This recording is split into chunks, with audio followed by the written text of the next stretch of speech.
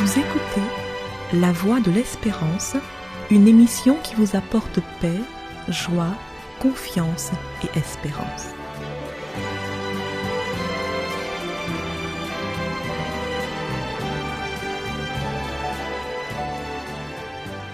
Bonjour la Guyane et bonjour à tous depuis la Guyane. Coupe du monde oblige, les drapeaux des nations participantes fleurissent sur les balcons et les voitures. Chacun cherche à montrer son soutien à son équipe nationale et à dire avec fierté ses origines. La Coupe du monde n'est pas qu'un événement sportif. C'est aussi un événement social qui se célèbre tous les 4 ans et qui peut unir toute une nation. Quand tous sont derrière l'équipe nationale pendant la compétition, une certaine unité se crée dans le pays et les tensions s'apaisent.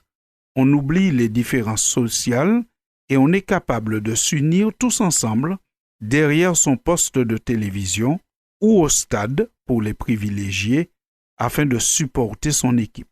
Les joueurs de l'équipe nationale apprécient le soutien des supporters et en même temps redoutent leurs critiques. De l'autre côté, les supporters considèrent souvent la réussite des joueurs comme étant leur réussite. Mais quand les joueurs dysfonctionnent ou ratent le but qui aurait pu faire la différence, on a l'impression qu'ils se désolidarisent et les critiquent vertement. À la fin du match, quand on a gagné, on entend « nous avons gagné ». Mais quand l'équipe a perdu, on entend parfois « ils ont perdu », « ils ont mal joué », l'entraîneur a fait les mauvais choix. Donc l'identification peut fonctionner parfaitement en cas de victoire, mais en cas de défaite, en cas de raté, en cas d'occasion de but non concrétisée, alors il y a parfois une petite faille. On n'est plus dans le nous, mais on est dans le « ils ont mal fait ». Les supporters ont besoin des joueurs pour vibrer. Et normalement, les joueurs ont aussi besoin des supporters pour être encouragés et stimulés tout au long de la compétition. En plus d'être supporter de notre équipe nationale pendant la Coupe du Monde, chacun peut prendre part au match universel entre le bien et le mal. Cette compétition d'un autre niveau est aussi appelée le grand conflit cosmique.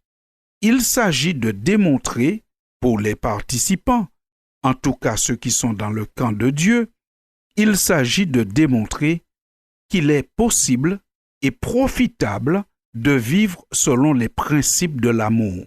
La personne qui décide de participer au triomphe du bien rejoint l'équipe de Dieu.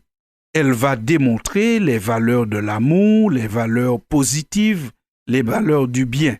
Cette personne ne sera pas laissée seule. En entrant dans l'équipe du Seigneur, on aura plus qu'un supporter.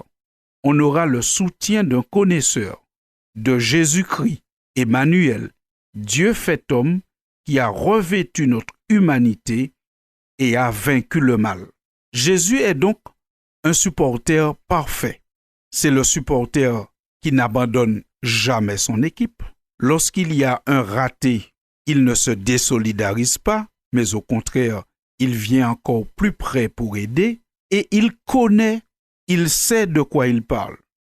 Jésus a été tenté en toutes choses, mais sans jamais succomber. Il a été abandonné par ses disciples, mais n'a pas laissé tomber sa mission. Jésus est un supporter qui a été aussi joueur. Il peut donc conseiller efficacement et en toute connaissance de cause. Il a été joueur parce qu'il a habité parmi nous, il a été Emmanuel, Dieu fait homme, et donc il a joué parmi nous, il a joué dans ce monde, il a participé au match. Parfois, des personnes qui n'ont jamais donné un coup de pied à un ballon se permettent de conseiller, de critiquer l'entraîneur et les joueurs. Mais Jésus, ce ne sera jamais son cas. Premièrement parce que lorsqu'on entre dans son équipe, si on rate un but, si on rate une occasion de faire le bien, le Christ ne nous rejette pas et ne nous abandonne pas. Prenons l'exemple de l'apôtre Pierre. entrer dans l'équipe du Seigneur, à un moment, il n'a pas supporté la pression. Il a renié le Christ. Devant tous, il a dit « Je ne le connais pas ». Il l'a fait avec imprécation, c'est-à-dire qu'il a juré, qu'il s'est présenté en disant « Je ne le connais absolument pas ». Est-ce que le Christ l'a rejeté? Est-ce que le Christ a dit à partir de ce moment « Ce n'est plus nous, mais c'est lui et qu'il se débrouille » ? Non, le Christ l'a aimé, recherché et l'a réintégré pleinement dans son équipe. Jésus est un supporter parfait. Il ne nous abandonne pas quand nous avons eu un raté et quand il nous conseille, c'est un bon conseil parce que lui-même, il a été joueur avant nous. La Bible dit de Jésus qu'il a été tenté lui-même. Il n'a jamais succombé à la tentation, il a connu toutes les souffrances et il peut secourir parfaitement ceux qui sont tentés ou ceux qui luttent, ceux qui souffrent, ceux qui participent au match de la vie. Alors, chers auditeurs de la Voix de l'Espérance, tandis que la Coupe du Monde bat son plein, nous aussi, nous pouvons participer à un grand match. Un match, non pas pour gagner une coupe ou quelques billets, mais un match pour gagner une couronne impérissable, pour gagner la vie éternelle, mais aussi pour avoir la satisfaction ici-bas et maintenant de faire le bien et de montrer qu'on peut être heureux en faisant le bien, que cela peut être profitable de vivre selon les principes du Seigneur. J'espère donc que nous aurons tous à vivre et à vibrer pendant la Coupe du Monde derrière nos petits écrans. Mais j'espère surtout que nous participerons tous, chacun à notre place, à ce grand combat, à ce grand conflit cosmique, à ce grand match, et que finalement, chacun prendra parti pour le Seigneur, pour le bien, et il ne nous abandonnera jamais, ne nous critiquera jamais, ne nous laissera jamais tomber, car Dieu est amour et il est solidaire jusqu'au bout avec tous ceux qui entrent dans son équipe. Avec cette joie dans le cœur, vivez votre Coupe du Monde et vibrez pour et avec le Seigneur. À bientôt pour une prochaine chronique. Merci de m'avoir accordé votre attention. Nous voguons vers un beau rivage que Jésus nous prépara. Nous ne craignons aucun naufrage, sa grâce nous conduira. Viens avec nous, la voile est prête. Frère, reviens, que rien ne t'arrête.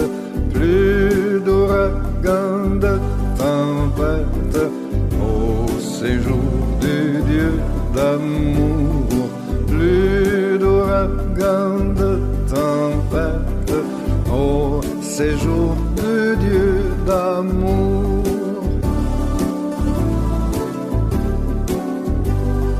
Pour notre céleste patrie, voici l'heure du départ. À venir, Jésus te convie. Demain, il serait trop tard. Viens avec nous, la voile est prête. Frère, reviens, que rien ne t'arrête. Plus d'ouragan, de tempête, au séjour du Dieu d'amour. Plus d'ouragan, de tempête, au séjour du Dieu d'amour. C'était La Voix de l'Espérance, une émission préparée par l'Église adventiste du 7e jour. Si vous désirez avoir une copie de la causerie d'aujourd'hui, demandez-la. Elle vous sera donnée gracieusement. Écrivez à La Voix de l'Espérance, boîte postale 169 97 324, Cayenne, CEDEX, ou téléphonez au 0594 25 64 26.